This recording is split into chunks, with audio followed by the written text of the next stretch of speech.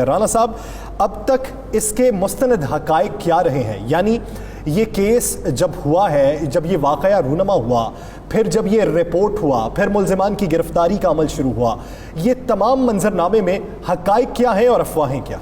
देखें यासर, आज हम वो हकायक सामने लेके आते हैं। लोग सोच के बहुत सी चीज़, आपको पता, अफवाहें गर्दिश कर रही थी। किसी ने कहा जी उस औरत बाहर खड़ी थी और वो पकड़ के ले गए, किसी ने कहा जनाब गाड़ी से निकाला, मुख्तलिफ चीज़ें चलती रहीं। अब मैं आपको वो चीज़ बता दूँ जो हर्फ ब हर्फ इसी तरह है जिस तरह एक हकीकत है। ये औरत जिस वक्त अपनी गाड़ी लेकर वहाँ जाती है, इसके साथ इसकी एक बेटी और दो बेटे हैं।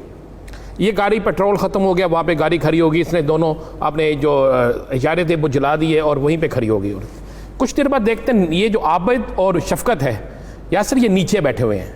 ये नीचे बेला जिसे कहते हैं, जंगल जिसे कहते हैं, वहाँ बैठे हुए। इनका काम ये होता था कि ये रोज़ाना वहाँ पे मोटरसाइकिल्स और ऑटो रिक्शा जो होते हैं उनको लूटते थे। जब इनके पास 25-30 हज़ार रुपया इकट्ठा हो जाता था तो ये वहाँ से भाग जाते थे।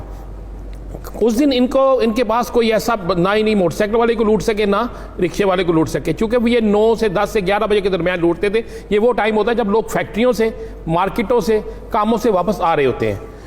अब इन्होंने देखा है गाड़ी खड़ी है और गाड़ी की लाइटें जल रही हैं, तो ये दोनों ऊपर जाते हैं।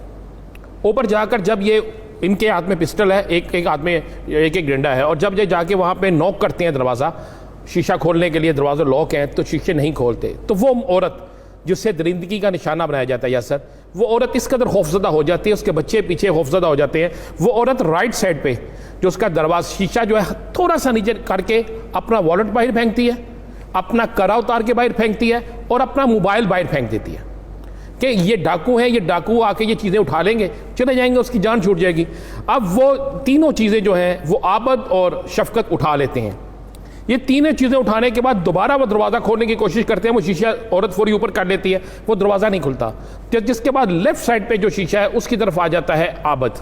आबद जो है इसको मल्ली मल्ली, ये उस वक्त जो शफकत है इसी आबद नहीं कहता, वो इसे मल्ली मल्ली कहता है। वो मल्ली मल्ली पुकार रहा है, वो वहाँ पे उस दूसरे दरवाजे के पास चला गया, शीशे के पास, वहाँ पे उसने गुस्से से तेज शीशे को अपने मुक्का मारना शुरू कर दिया है। यासर उसी दौरान में उसका हाथ ज़ख्मी हो गया है और ज़ख्मी होने के बाद वो शीशा टूट गया है।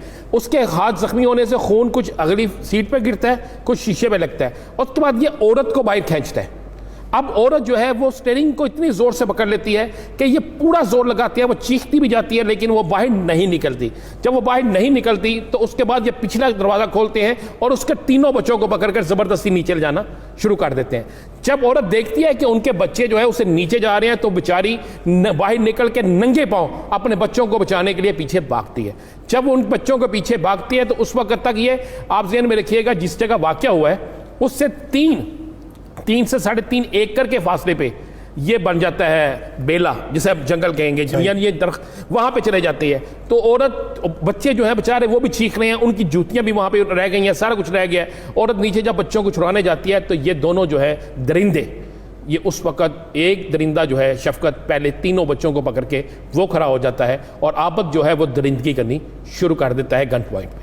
उसके बाद शफकत ये सारा गनूना खेल खेलता है, बच्चों को कुछ फासले पे रखा होता है और औरत को ये कहते हैं कि अगर तूने ज़्यादा शोर मचाया तो हम बच्चों को मार देंगे। अब एक सवालिया निशान जो बार बार हर शख्स जानना चाहता है कि क्या ये दरिंदगी के बाद वहाँ इसे छोड़ के भाग गए थे? ऐसा नहीं होता यासर। अब इनका प्लान ये होता है कि इनको फिर लेकर मज़ीद आगे जंगल में चले जाएँ और इनके साथ वो गनूना खेल खेलें जो सोच नहीं सकते। इसी दौरान में वहाँ से जो गाड़ी गुजरती है जिसने कॉल की होती है 15 पे, वहाँ पे ये देखते हैं कि नीचे से ऊपर नजर आता है कि 4 पुलिस एहलकार जो है गाड़ी के इर्द गिर्द खड़े हैं। इन 4 पुलिस एहलकारों को देखकर ये फौरी तौर पर ये औरत को कहते हैं कि अगर तुमने शोर मचाया तो हम मार देंगे। पुलिस एहलकार जैसे नीचे उतरने लगते हैं ये फिर उनको छोड़कर वहां से भाग जाते हैं। सिर्फ राना साहब ये बता दें, इसकी गिरफ्तारी कितने दिनों में एक्सपेक्टेड है पुलिस राय के मुताबिक? देखिए, पुलिस राय के मुताबिक अगर तो आप इस इन्वेस्टिगेशन टीम में मियां शफकत जैसे डीएसपी को शामिल करें, उमर विरक को करें, ऐसे करें जो पुराने केस ट्रेस करते रहे हैं, तो फिर तो ये गिरफ्तारी हो जाएगी। सीआईए बहुत मेहनत कर रही है लेकिन उनके अफसरान में वो क्वालिटी नहीं है जो क्वालिटी होनी चाहिए। अगर आप इनमें मियां शफकत ऐसे डीएसपी 5-6 लगाए जिन्होंने हमेशा पुराने केस ट्रेस आउट किए हैं, तो मैं यासर आपको गारंटी से कहता हूँ ये मुल्ज़िम पकड़ा जाएगा। और मैं ये भी बता दूँ, ये मुल्ज़िम किसी और जगह से नहीं, लाड़ी अड्डे से, रेलवे स्टेशन से या किसी मजदूरी करने वाली जगह से, वहां से पकड़ा जाएगा। पुराने तरीका कार को अपनाएं तो फिर ये मुल्ज़िम गिरफ्त में आ सकता है।